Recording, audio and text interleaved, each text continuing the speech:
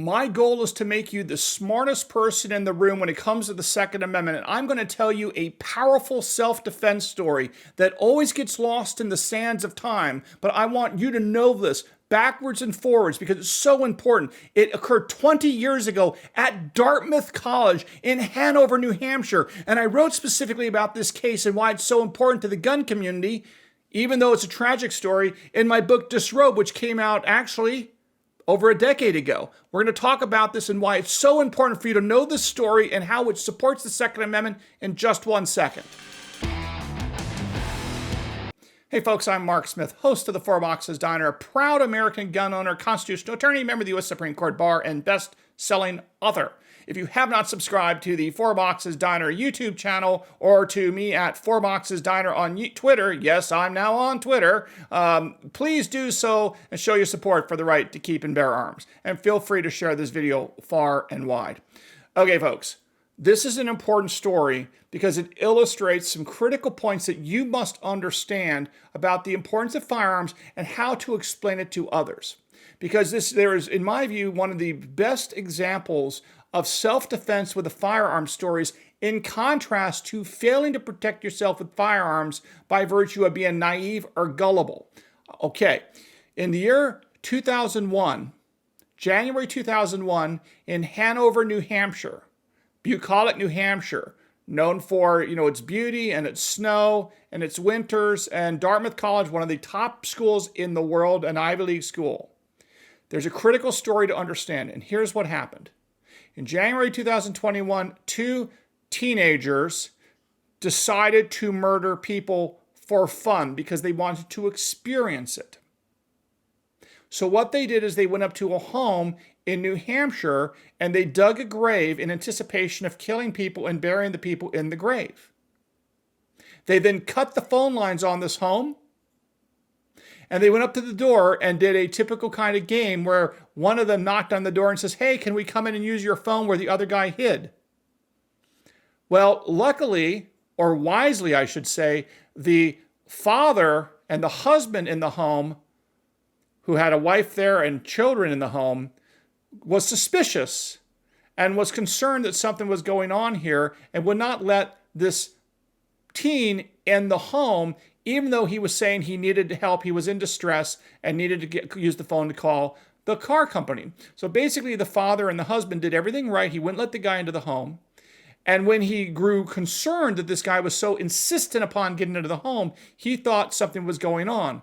So what this gentleman did is he displayed the fact that he had a Glock handgun on his body. He showed a Glock handgun to this individual, banging on the door, and the guy's like, "Oh, whoa, it's all good, we're good." And needless to say, the guy went away and nothing was heard of it. It turns out that later that night, the gentleman, father and the husband, found out that the phone lines had been cut to the home, and obviously he was going to be a victim of a robbery or murder or something. He didn't know what, but he protected his family, and that was the end of the story.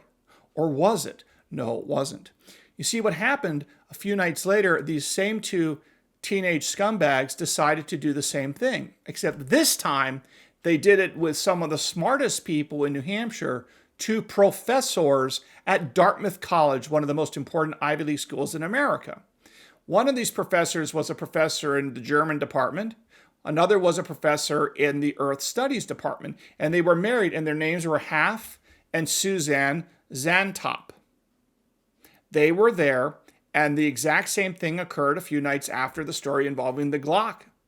What happened was, of course, the teenagers knocked on the door, said they needed help, and unlike the other one who would not let them into the home and showed the Glock, these two Dartmouth College professors in the Ivy Leagues let in these two youths, and they then, of course, were murdered to death by being stabbed repeatedly and killed. A terrible story. But of course, this is the key part of the story. Just recently, we had the 20th anniversary of the murders. If you look at the stories that are being reported in the news, you had countless stories about the 20th anniversary of the two Dartmouth College professors being murdered by these psychopaths with knives. But what you don't see in most of these stories, if not all these stories, is a discussion of the fact that only days earlier, an American man, father and husband, protected himself and his family's lives, and they're alive today because he showed that Glock to the psychopathic criminals, and they are alive today. But that story does not get discussed in the press.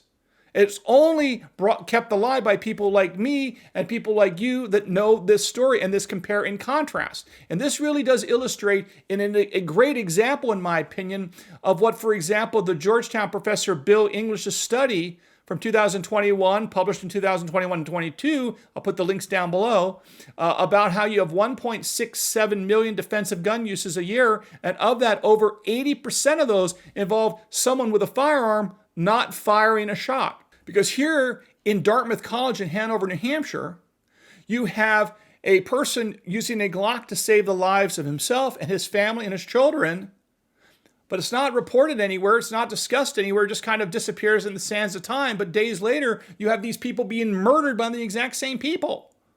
So clearly, this is an example of how a defensive gun use for a firearm that was not used to even shot saved lives. But it does. So again, I think one of the key lessons is the media doesn't treat defensive gun use as the same as the use of, murder and guns to be murder, guns used to murder, et cetera, et cetera.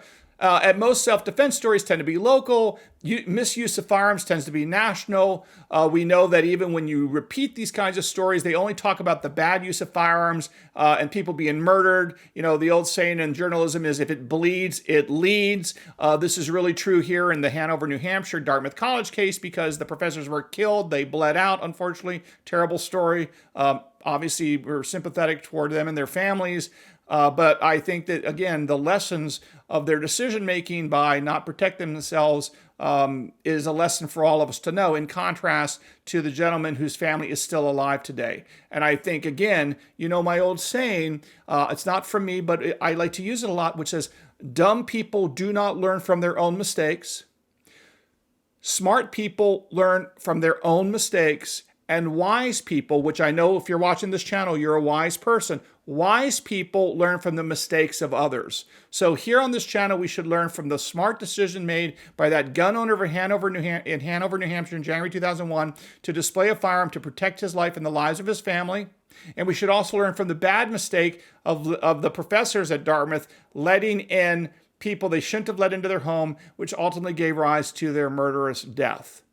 Okay, I hope you learned a little bit something, but I think this is a very powerful story. I write about this originally actually in my book, Disrobed, which you don't have to buy or anything like that, but I am telling you that, again, the point of this channel is I'm trying to teach you so that you will be smarter than professors, that you'll be smarter than constitutional attorneys when it comes to the Second Amendment, and that is my goal, and I fully intend to accomplish that goal at some point with all of you, and I hope it all pays off. Okay, so I hope you learned something here at the Four Boxes Diner. If you haven't subscribed, please do so, and again, we'll see you again soon here at the Four Boxes Diner.